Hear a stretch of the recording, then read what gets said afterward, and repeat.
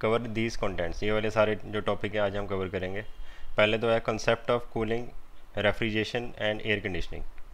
ठीक है, तीनों में डिफरेंस क्या है, क्योंकि ये जो आपका जो सब्जेक्ट का नाम है उसी के ऊपर जो है तीनों डेफिनेशंस जो है उसी के ऊपर जो है डिफाइन करनी है हमने। उसके बाद नेचुरल एंड आर्टिफिशियल रेफ्रिजरेशन जो है, दोनों में डिफरेंस क्या होता है।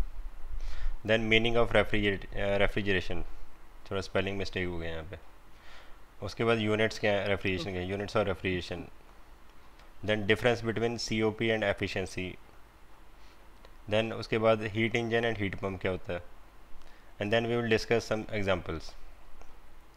सो क्लियर है सबको। हम किसी जगह पे एयर को कंडीशन कर रहे हैं, उसका टेम्परेचर को जो है उसको मेंटेन कर रहे हैं। ठीक है, यानी कि किसी भी रूम के अंदर अगर हम एयर कंडीशनिंग कर रहे हैं तो उसका मतलब क्या होगा कि हम we are controlling the temperature of air, plus we are also controlling the other properties of air, जैसे कि उसका एयर फ्लो या एयर की स्पीड, उसकी ह्यूमिडिटी और उसकी क्वालिटी। क्वालिटी मतलब जिसको हम फिल्टर भी कर सकते हैं एयर को। ठीक है, उसको जिसको कहते हैं कि उसको we can give it this biological treatment, we may give it some chemical treatment, ताकि उसकी क्वालिटी इंप्रूव हो।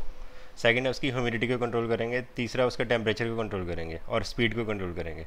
अगर ये चारों चीज़ें हम कर रहे हैं तो उसका मतलब है कि we are doing air conditioning. ठीक है, एयर कंडीशनिंग में ज़रूरी नहीं है कि आपको एयर को सिर्फ ठंडा ही करना है या कूल ही करना है। हम इसमें एयर हीट को ऐड भी कर सकते हैं, रिमूव भी कर सकते हैं। If we want to cool the air then we have to remove the this heat from the air. अगर उसको हमने हीट करना है तो we have to add some heat into the air. तो एयर कंडीशनिंग के अंदर दोनों चीज़ें पॉसिबल हैं। अगर ज़्यादा आउटसाइड एम्बिएंट टेम्परेचर बहुत कम है तो हम we may need to heat up the air. अगर टेम्परेचर बहुत ज़्यादा है बाहर तो वी में कूल द। सो ये क्लियर है सबको। First slide. Yes, sir. जी sir. Anyone want to ask anything. ये माइक की आवाज़ आ रही है मुझे ना किसी की, थोड़ी थोड़ी डिस्टर्बेंस ना हो मुझे। Sir. So second is definition of refrigeration. जो आपका एयर कंडीशनिंग का रेफ्रिजरेशन सिस्टम जो हम पढ़ रहे हैं, इसमें रेफ्रिजरेशन का मतलब क्या है अब। Yes.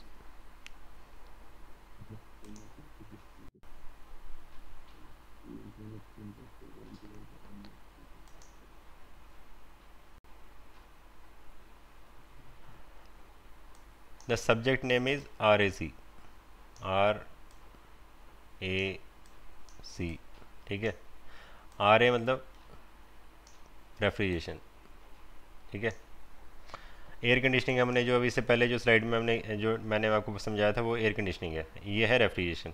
अब रेफ्रिजरेशन का मतलब क्या है। Refrigeration is a process of removing heat from a space to maintain its temperature well below the ambient temperature on the expense of external work. Now in refrigeration system we are least concerned about the air quality. इसकी example क्या है, जैसे कि cold storage हो गया। ठीक है, ये दिस एग्जांपल ऑफ रेफ्रिजरेशन। या आपका जो फ्रीज़र होते हैं जिसमें हम आइसक्रीम वगैरह जो है तो स्टोर करते हैं, उसमें आइसक्रीम वगैरह को प्रोड्यूस करते हैं, वो सारे जो है these are examples of refrigeration. अब इसमें इसका सिंपल लैंग्वेज में मतलब क्या है कि रेफ्रिजरेशन जो एक प्रोसेस है जिसमें कि हम सिर्फ हीट को रिमूव करते हैं। It means we try to maintain the temperature of any space below the ambient temperature. ठीक है, तो उसके लिए हमें क्या करना पड़ता है, we have to continuously remove the heat from the that space. अब इसमें अगर हमने किसी भी स्पेस के अंदर या किसी भी सब्सटेंस का या किसी भी बॉडी का टेम्परेचर अगर हमें मेंटेन करना है बिलो एम्बिएंट टेम्परेचर, तो उसके लिए हमें क्या करना पड़ेगा, we need to do external work. ठीक है, तो इसका मतलब रेफ्रिजरेशन प्रोड्यूस करने के लिए हमें एक्सटर्नल वर्क करना ही पड़ेगा, उसके बिना you can not produce refrigeration. Is it clear. So refrigeration में जो एक चीज़ इंपॉर्टेंट है that is external work. So you need to do some external work to produce the refrigeration effect. अब रेफ्रिजरेशन इफेक्ट जो है इसमें हम we are least concern about the air quality. मतलब इसके मतलब क्या हुआ कि हम एयर की क्वालिटी में इसमें ज़्यादा जो है बॉदर नहीं करते कि एयर की क्वालिटी कैसी है, एयर उसमें जो है क्लीन है या नहीं है। ठीक है, उसमें मॉइस्चर कंटेंट कितना है, या वो उसमें मॉइस्चर कंटेंट बहुत कम है, या उसकी वेलोसिटी कितनी है या स्पीड कितनी है। इससे हम ज़्यादा इस पर ज़्यादा फोकस नहीं करते, क्योंकि हमारा मेन फोकस होता है कि किसी पर्टिकुलर जगह पे टेम्परेचर को कम करना है। ठीक है। जैसे इसकी एग्जांपल है कोल्ड स्टोरेज। कोल्ड स्टोरेज में आपको पता है जहाँ पे हम जैसे एप्पल्स वगैरह को स्टोर करते हैं, या जितने भी सीजनल फ्रूट्स वगैरह हैं या वेजिटेबल्स हैं, उसको स्टोर करते हैं हम कोल्ड स्टोरेज के अंदर, ठीक है ना। तो उसमें हमें एयर क्वालिटी से कोई कंसर्न नहीं होता, उसमें हमें सिर्फ टेम्परेचर से कंसर्न होता है, ठीक है। तो कोल्ड स्टोरेज हो गया, जहाँ जैसे रेफ्रिजरेटर, आपका रेफ्रिजरेटर फ्रिज के अंदर एक जो ऊपर स्पेस होती है जहाँ पे हम आइस जमाते हैं, जहाँ बर्फ़ जमती है, आइस, जिसको हम फ्रीज़र कहते हैं, यस सर। वो भी आपका एक एग्जांपल है उसका रेफ्रिजरेशन का, ठीक है। वहाँ पे भी रेफ्रिजरेशन ही हो रही है, ठीक है। There we are maintaining very low temperature. So these two examples are this good examples are refrigeration. So shall we move to the next slide, आगे चले। इसमें किसी ने पूछना हो कुछ? जी सर। Yes sir. हाँ बोलो, क्या पूछना है? Anything you want to ask, कुछ पूछना हो?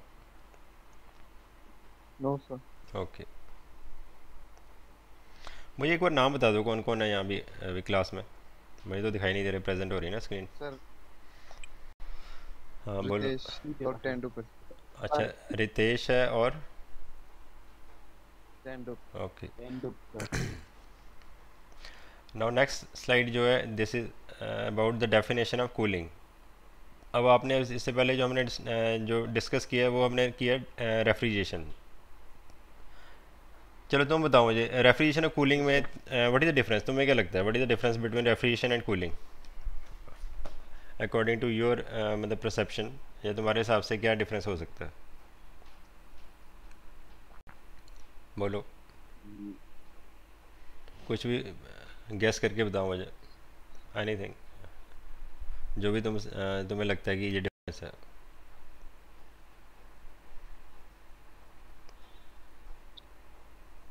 चलो ट्राई करो, गिव अ ट्राई।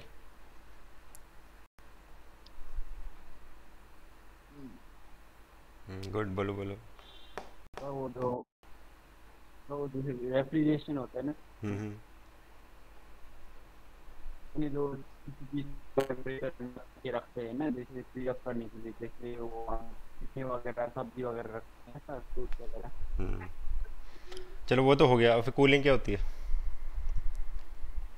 कूलिंग इसका वो क्या बोल, जैसे कुकिंग वर्क हो रहा है, जैसे वो कोई वर्क हो रहा है उसमें वो है ना पार्ट्स वगैरह, मशीन के पार्ट्स वगैरह नहीं होते हैं नहीं, सर। चलो मैं बताता हूँ, तो आवाज़ भी वैसे क्लियर नहीं आ रही है।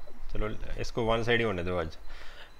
नेक्स्ट टाइम अपना माइक थोड़ा ठीक रखना, वैसे चाहे आपकी जो है मुझे पिक्चर नहीं देखनी, मुझे आपकी आवाज़ से ज़्यादा कंसर्न है। तो your sound, your voice quality should be good, तो try to get some good microphone, ठीक है, जिससे आवाज़ क्लियर आए आपकी, नहीं तो बड़ी दिक्कत होती है।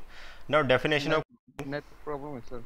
नहीं नेट प्रॉब्लम नहीं है, नेट की प्रॉब्लम नहीं होती, या माइक्रोफोन की प्रॉब्लम है। नेट की प्रॉब्लम होती तो तुम्हारा आता ही ना कुछ यहाँ पे, या सिग्नल बड़े ब्रेकिंग उसमें सिग्नल आते हैं, टूट टूट के आते हैं, वैसा कुछ नहीं हो रहा। और अगर नेट की प्रॉब्लम है तो उसको मतलब रिजॉल्व करो किसी तरह से, क्योंकि आपकी क्लासेस शुरू हो रही हैं, तो अभी कुछ हमें भी आइडिया नहीं कितनी देर ऐसे ही चलेगा, तो आपका नहीं तो फिर नुकसान होगा, ठीक है। थोड़ा अपना नेटवर्क का थोड़ा अरेंजमेंट करो, हमने भी किया है, we have taken high yes speed sir. Network, तो आपको भी लेना पड़ेगा जी, ठीक है। आपका बेनिफिट ही होगा इसमें ना, थोड़ा सा जी सर। जैसे मर्जी अरेंज करो। बाकी स्टूडेंट्स को भी थोड़ा मोटिवेट करो कि अपना जैसे मर्जी start joining this, yes sir. हाँ स्टार्ट दिस, उसमें पार्टिसिपेट करना शुरू करें ऑनलाइन क्लासेस में। अब अकेला टीचर कैसे पढ़ाएगा, उसको बड़ा दिक्कत होती है ना फिर बिना एक दो बच्चों के। Yes sir. So in this cooling process क्या है कि इन अ कूलिंग नेक्स्ट स्लाइड पे आ प्रोसेस, जाएंगे। हाँ थोड़ा कोशिश करना, नहीं मेरी क्लास में तो आप जैसे मर्जी आ जाओ, ठीक है। अगर दिक्कत होती है कोई तो बेशक आपने सुनना ही है, उसमें क्या है, यस सर। आपसे क्वेश्चन नहीं पूछूंगा कोई, जब तक आपका नेटवर्क ठीक नहीं होता उसके बाद करेंगे यस हम, सर। ठीक है।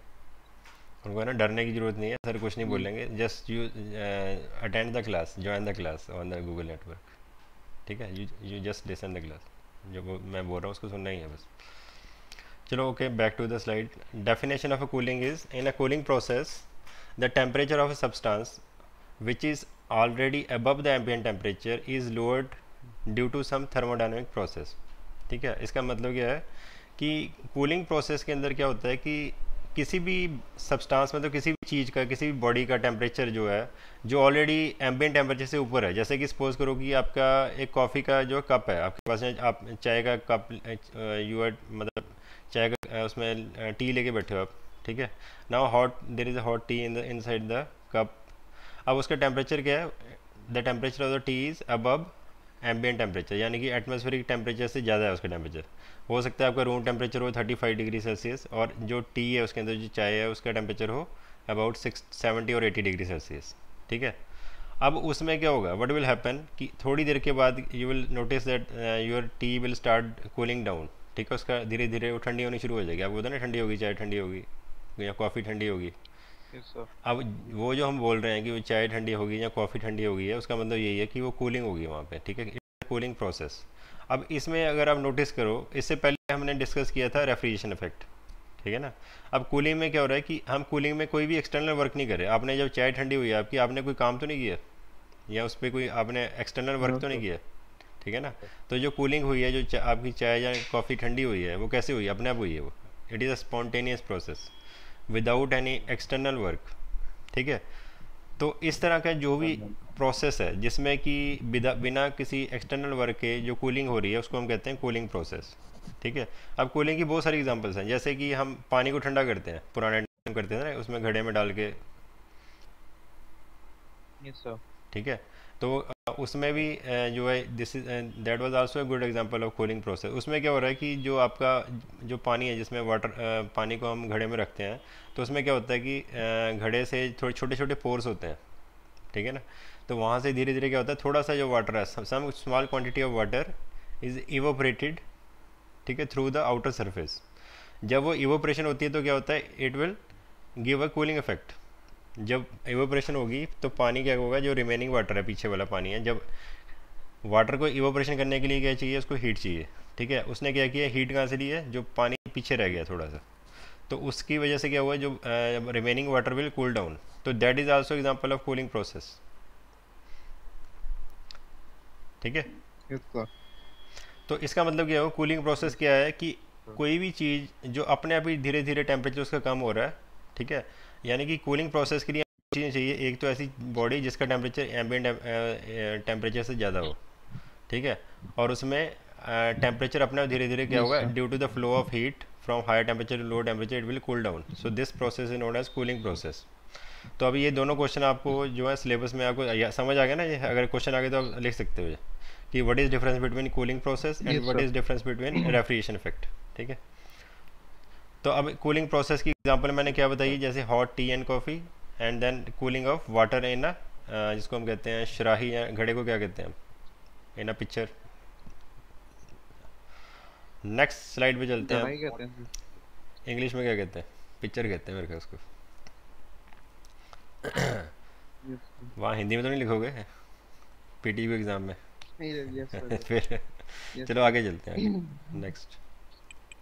So next is what is difference between natural and artificial refrigeration. कि नेचुरल रेफ्रिजरेशन और आर्टिफिशियल रेफ्रिजरेशन दोनों में क्या डिफरेंस है ना, मैं पढ़ के सुनाता हूँ तुम्हें। Cooling effect produced by natural methods using air flow and expansion and evaporative cooling Yes. and use of reverse cold water and ice or snow. The natural methods of refrigeration were actually used in early days. Artificial refrigeration need some extent। चलो ये पहले first वाला पहले मैं समझाता हूँ। Cooling जो आपकी है, नेचुरल कूलिंग किसको कहते हैं। नेचुरल रेफ्रिजरेशन जिसको का मतलब है कि नेचर के अंदर जो भी हमारे पास रिसोर्सेज हैं उसको यूज़ करके हम कूलिंग इफेक्ट को प्रोड्यूस करते हैं। जैसे पुराने टाइम में जो राजा महाराजा होते थे, वो कूलिंग इफेक्ट कैसे प्रोड्यूस करते थे। उस समय कोई हमारे पास आरएसी प्लांट तो था नहीं, कोई वेपर कंप्रेशन सिस्टम नहीं था, कोई एसी नहीं था, कोई फ्रीजर नहीं था, कुछ नहीं था। तो वहाँ पे उस समय कूलिंग कैसे करते थे, दे विल वहाँ वो क्या करते थे, अपने जो है दूर दूर से जो है बड़ी बड़ी आइस जो बर्फ़ होती हैं उनकी सिलियाँ लेके आते थे वो बाहर से, ठीक है। जहाँ पे भी बर्फ़ वगैरह होती है वहाँ से आइस इंपोर्ट करते थे। या फिर वो क्या करते थे, जो उनके पास वाटर के रिसोर्सेज है, जैसे कोई नदी बह रही है, ठीक है। जैसे हमें पता है कि हमारे यहाँ पे जो है ब्यास का पानी बहुत ठंडा है पंजाब में, ठीक है। It is just around you can से 3 और 4 डिग्री सेल्सियस जो उसका सोर्स है उसके आसपास। तो उसको भी ये यूज़ करते थे। तो अगर कोई भी कूलिंग इफेक्ट प्रोड्यूस करते हैं बाय यूजिंग नेचुरल मेथड्स, जैसे कि हमने आइस को यूज़ कर लिया या पानी को यूज़ किया, उससे जो कूलिंग प्रोड्यूस हो रही है उसको हम क्या कहते हैं, नेचुरल रेफ्रिजरेशन। यानी कि नेचुरल रेफ्रिजरेशन में we are not using any external work, ये एक्सटर्नल मशीन कोई यूज़ नहीं हो रही, और ठीक है। उसमें सिर्फ नेचुरल आपका जो है मीडियम यूज़ हो रहा है, जैसे कि आइस, कोल्ड वाटर या फिर इवापोरेशन मेथड। जैसे पानी को हमने इवापोरेट किया, उससे हमें ठंडक महसूस हुई, जैसे आपने अपने ऊपर थोड़ा सा पानी स्प्रिंकल कर लिया, ठीक है, तो उससे क्या होगा, yes, you will feel cooling effect. Second method है हमारे पास आर्टिफिशियल रेफ्रिजरेशन। आर्टिफिशियल में जैसे मैंने आपको रेफ्रिजरेशन बताया जो भी, कि जिसमें हमें एक्सटर्नल वर्क की ज़रूरत पड़े, that is known as artificial refrigeration. तो इसमें आपका क्या आ जाता है, जैसे जो हमारा फ्रिज हो गया, रेफ्रिजरेटर हो गया, वेपर एब्जॉर्प्शन, वेपर कंप्रेशन, ये सारे सिस्टम जितने भी हैं आज की डेट में हम जो देखते हैं, all these systems are example of artificial refrigeration. So artificial refrigeration जो है, इट नीड्स एक्सटर्नल वर्क। इसको जो है एक्सटर्नल वर्क इसमें ज़रूरत पड़ती है हमें आर्टिफिशियल रेफ्रिजरेशन में। ये देखो, yes, we yes, need sir. some external work where the temperature is below ambient temperature। इसमें हमें टेम्परेचर मोस्टली क्या करना होता है, एम्बियंट टेम्परेचर से भी नीचे हमें मेंटेन करना पड़ता है। जैसे कि इसमें एग्जांपल है इसकी vapour compression system, vapour absorption system, steam jet refrigeration system, बहुत सारी एग्जांपल्स हैं इसकी जिसमें हम आर्टिफिशियल रेफ्रिजरेशन को इसमें यूज़ करते हैं, ठीक है। तो this is the difference between natural and artificial refrigeration. समझ आ गया सबको? Yes, sir. चलो Yes, good, sir. Very good. चलो नेक्स्ट चलते हैं अब। So next is the refrigeration effect. अब रेफ्रिजरेशन जो है हमने पढ़ लिया कि दो तरह से होती है, कूलिंग और रेफ्रिजरेशन। अब रेफ्रिजरेशन इफेक्ट जो है बेसिकली इसको हमने मेजर कैसे करना है, जैसे हम we use to measure the velocity, we use to measure the pressure, we use to measure the temperature. इसी तरह से अगर मैं कहूँ कि किसी पर्टिकुलर जगह पे हमें इतनी जो है रेफ्रिजरेशन प्रोड्यूस करनी है, तो आप उसको कैसे बताओगे, हाउ यू विल एक्सप्लेन कि हमें इस जगह पे इतनी जो है रेफ्रिजरेशन इफेक्ट प्रोड्यूस करना है, उसकी यूनिट्स क्या है। तो इस स्लाइड में हम इसको डिस्कस करेंगे कि what is the units of refrigeration effect, ठीक है। So refrigeration effect may be Yes, defined as the amount of cooling effect produced by the uniform melting of 1 ton of ice from and at 0 degree Celsius in 24 hours. अब इसका मतलब क्या हुआ कि refrigeration जो effect है, इसकी जो डेफिनेशन ये कहती है हमें कि अगर हम किसी भी जगह पे 1000 kg मतलब 1 टन आइस को अगर हम मेल्ट करते हैं, या वहाँ पे जैसे आपके रूम में हम 1000 kg आइस को रखते हैं, तो उस आइस में क्या होगा, उसका temperature 0 degree temperature 0 degree Celsius है। तो it will slowly start absorbing heat from the surroundings. तो जब वो आसपास से हीट एब्जॉर्ब करेगी तो आइस क्या होगी, मेल्ट होगी। तो अगर उस आइस को हम 24 आवर्स में इस तरह से मतलब मेल्ट करेंगे, वो पूरी की पूरी आइस जो है 24 आवर्स में पूरी जो है कंज्यूम हो जाए, तो उस पूरे टाइम पीरियड में जितनी भी कूलिंग इफेक्ट प्रोड्यूस हुआ है उसको हम कहते हैं 1 टन ऑफ रेफ्रिजरेशन। ये इसका स्टैंडर्ड यूनिट है, ठीक है। तो इसका दोबारा से फिर समझते हैं उसको कि रेफ्रिजरेशन इफेक्ट प्रोड्यूस्ड बाय या cooling effect produced by the uniform melting of 1 ton of ice from and at 0 degree Celsius in 24 hours. यानी कि वो ये रेफ्रिजरेशन इफेक्ट उसको कहते हैं जिसमें कि आइस जब 1 टन आइस मेल्ट करती है और उससे जो कूलिंग इफेक्ट प्रोड्यूस होता है, यूनिफॉर्मली जो इफेक्ट प्रोड्यूस होता है, और आइस को 24 आवर्स में मेल्ट करना है इसने, तो उस इफेक्ट को हम कहते हैं 1 टन ऑफ रेफ्रिजरेशन। अब इसके यूनिट्स कैसे लिखते हैं हम, इसके यूनिट्स हैं ये देखो यहाँ पे ये लिखा हुआ है 1 ton, 1 TR। one. So units of Yes, 1 ton of refrigeration usually abbreviated as a 1 ton of refrigeration, 1 TR। आपने जितने भी एयर कंडीशनिंग अगर हम लेते हैं या एयर कंडीशनिंग सिस्टम की बात होती है, तो यही बोलते हैं ना कितने टन का एसी है, 1.5 टन, 1 टन का है, 2 टन का है, 3, ये सुना होगा आपने सबने। yes, sir. हाँ, तो वो जो हम कह रहे हैं 1 टन का एसी है, 1.5 टन का एसी है, वो सेम वही है। We are talking about the units of refrigeration कि इसमें कितनी कैपेसिटी है कूलिंग करने की, ठीक है। तो ये वही यही चीज़ है जिसको हम नॉर्मली हम एब्रीवेट करते हैं, ठीक है। अब इसके अलावा भी इसके यूनिट्स हैं। ये तो हो गया 1 टन ऑफ रेफ्रिजरेशन जो यानी कि जो आज की डेट में हम यूज़ करते हैं, लेकिन पुराने टाइम में हम इसको जो यूनिट्स जो ब्रिटिश टाइम में इसके अलावा यूनिट्स जो यूज़ होते थे उसको कहते थे BTU। This is known as British thermal unit, ठीक है। ये थोड़ा सा छोटा Yes, sir. छोटा यूनिट है इससे मेरे ख्याल जो BTU है। इसके अलावा इसके यूनिट्स हैं किलो कैलोरीज एंड वाट्स और किलो वाट्स। ये सारे यूनिट्स जो है RS रेफ्रिजरेशन में भी यूज़ कर सकते हैं उसको, ठीक है। इसके जो स्पेसिफिक यूनिट्स हैं वो हैं ये 1 टन और 1 TR टन ऑफ रेफ्रिजरेशन, या फिर BTU या किलो कैलोरीज, ये सारे इसके मेन यूनिट्स हैं।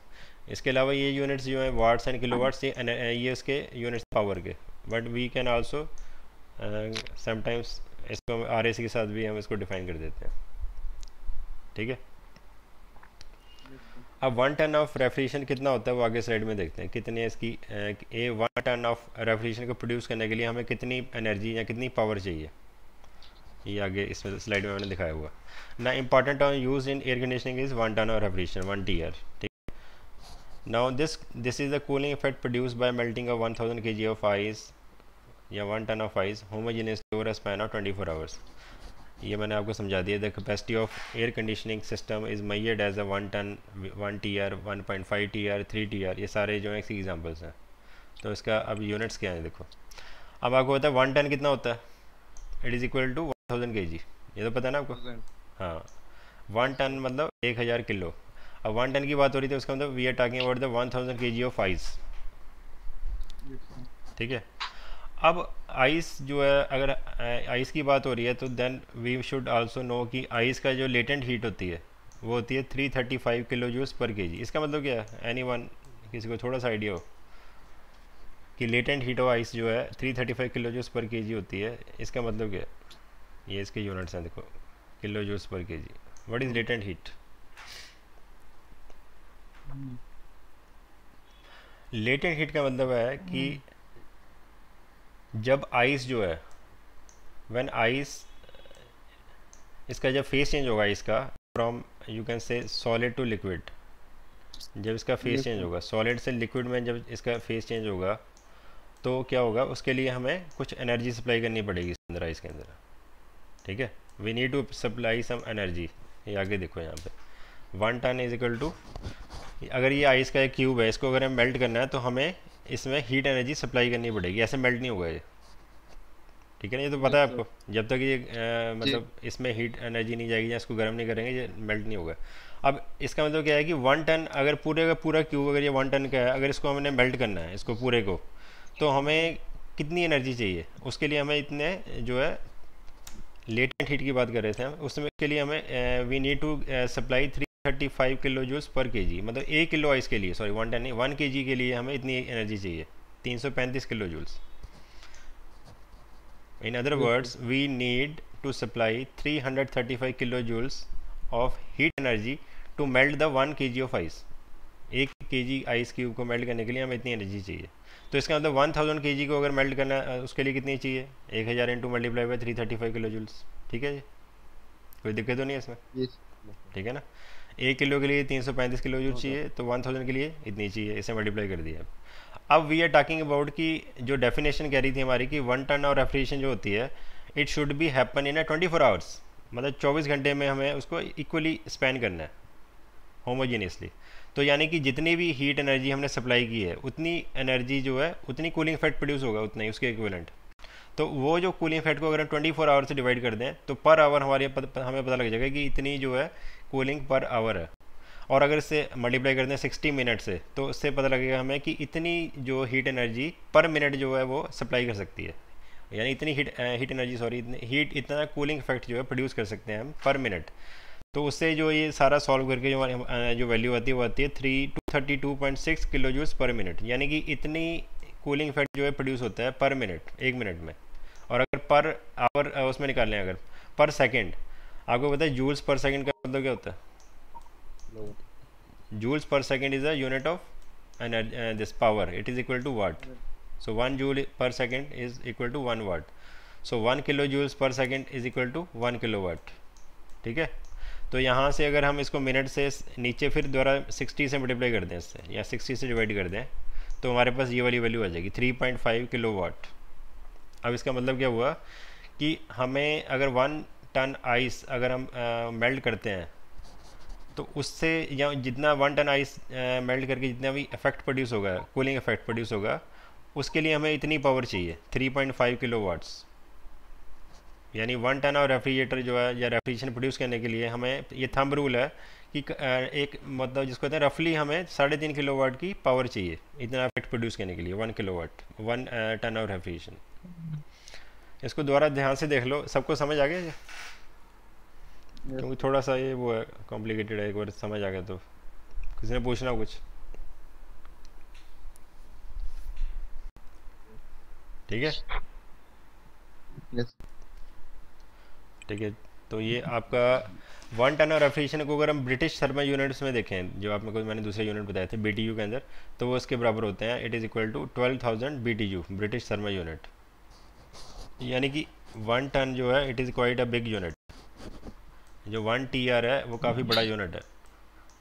ठीक है, तो कई बार हम थोड़ा छोटा जहाँ पे यूनिट्स की जरूरत होती है तो हम BTU यूज़ कर देते हैं, ब्रिटिश थर्मल यूनिट्स।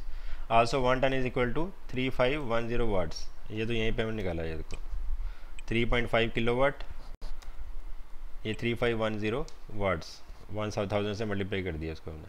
ठीक है, नेक्स्ट है हमारा important term used in refrigerator. ये छोड़ो, ये तो ज़रूरत नहीं है अभी। Next is a COP।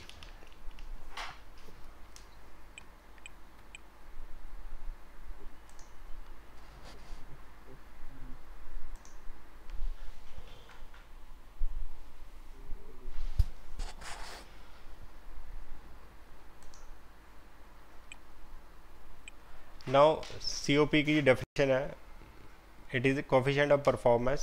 इसको कहते हैं फुल फॉर्म इसका coefficient of performance, and it is defined as ratio of heat extracted from a refrigerated space and to the total amount of work done on the refrigerant.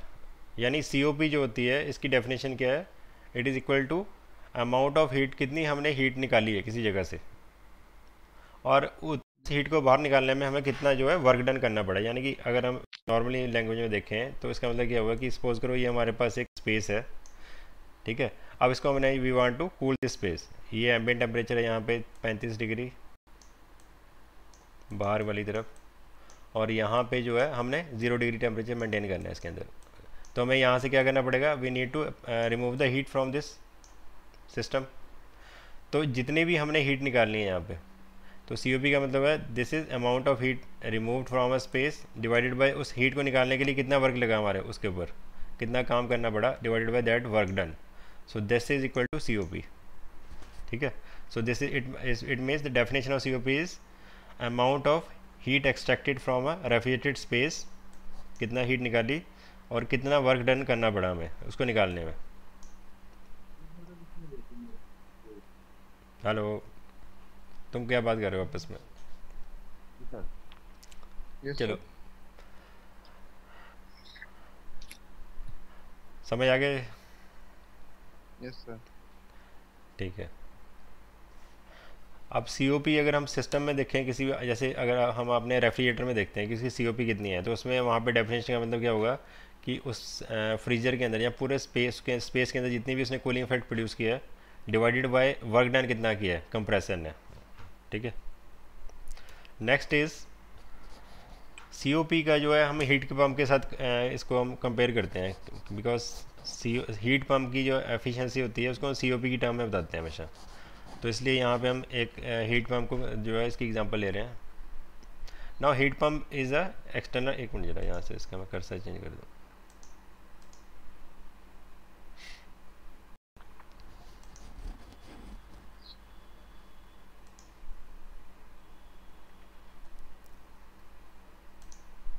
Now heat pump is a external power, heat pump जो है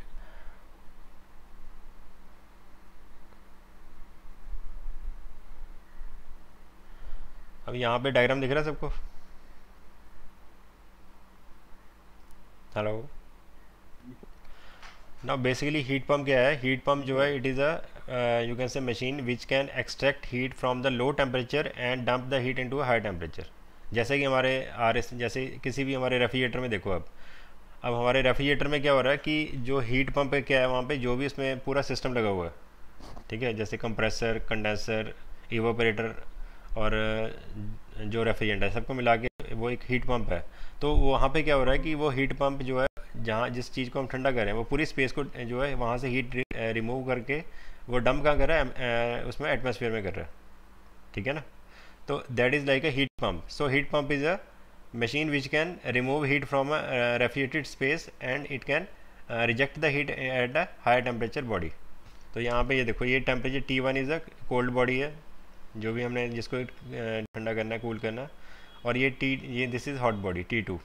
now this is heat pump C, जिसको compressor कहते हैं. So this heat pump is removing heat from this cold body and rejecting it at a high temperature T2. But for that we need some external work. तो यहाँ पे जो work input यहाँ से हो रहा है देखो.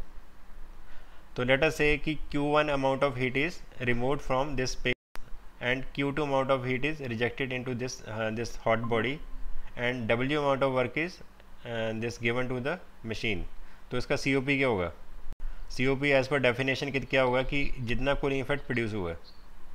सो कूलिंग इफेक्ट कितना प्रोड्यूस हुआ, जितना हीट यहाँ से रिमूव किया Q1. So cooling effect is Q1 divided by work done. Work done कितना है W. So W is also equal to Q2 minus Q1. तो यहाँ से इसको रिप्लेस करके यहाँ पे हमारे पास आ गया Q1 bye Q2 minus Q1. Again यहाँ से देखो ध्यान से, दिस इज कोल्ड बॉडी. यहाँ से हमने Q1 अमाउंट ऑफ हीट को रिमूव किया, हीट एक्सट्रैक्टेड. ये देखो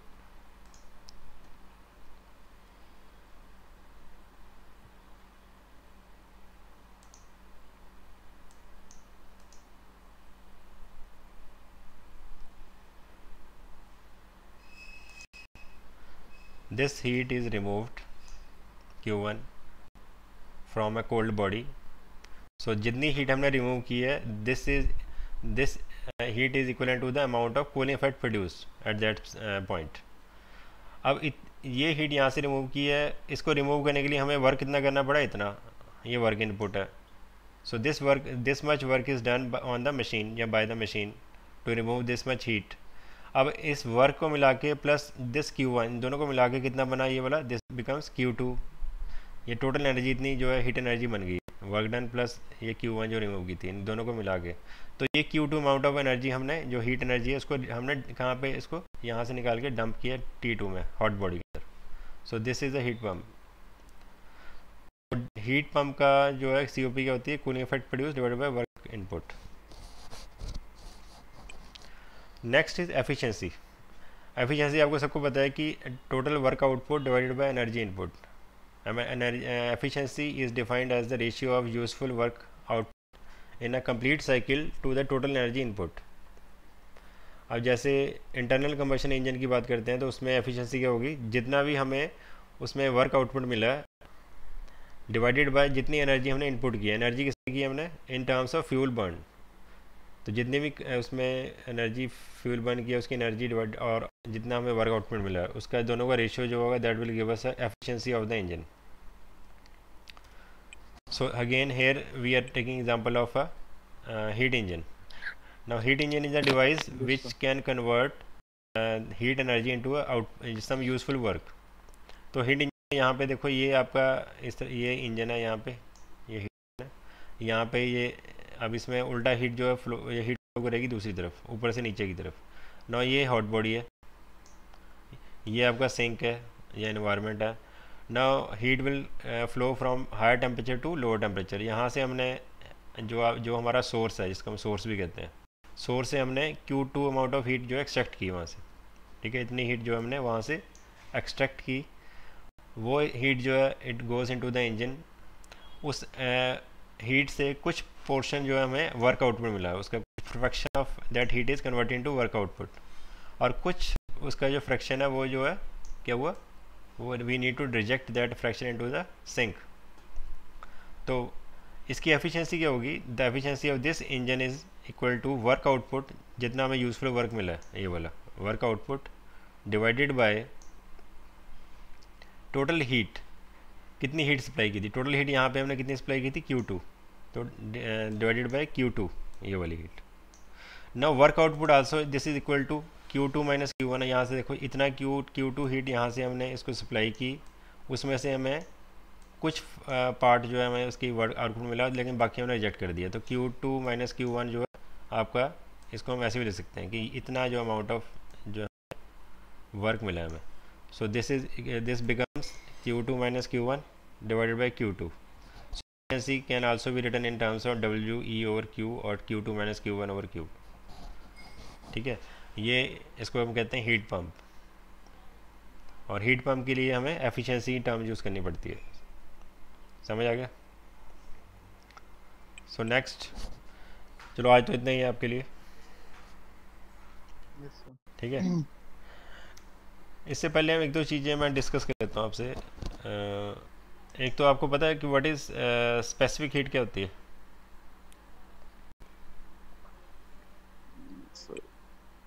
कोई सुना हो किसी ने? Specific heat, what is specific heat? Anyone? No sir. कुछ नहीं सुना हो स्पेसिफिक हीट? ये थोड़ी टर्म्स यूज़ होंगी, ये पढ़ के आना। एक स्पेसिफिक हीट होगी, एक लेटेंट हीट जो आज हमने डिस्कस की है, ठीक है। Yes sir. या फिर मैं तुम्हें दिखाता हूँ, कहीं नोट्स पड़े होंगे मेरे पास।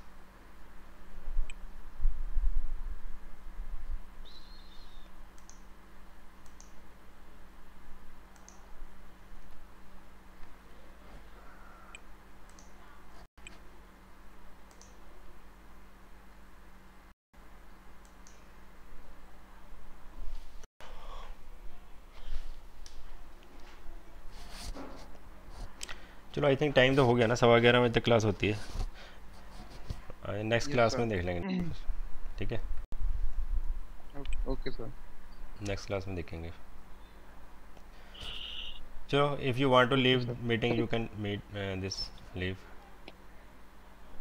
Okay sir, thank you.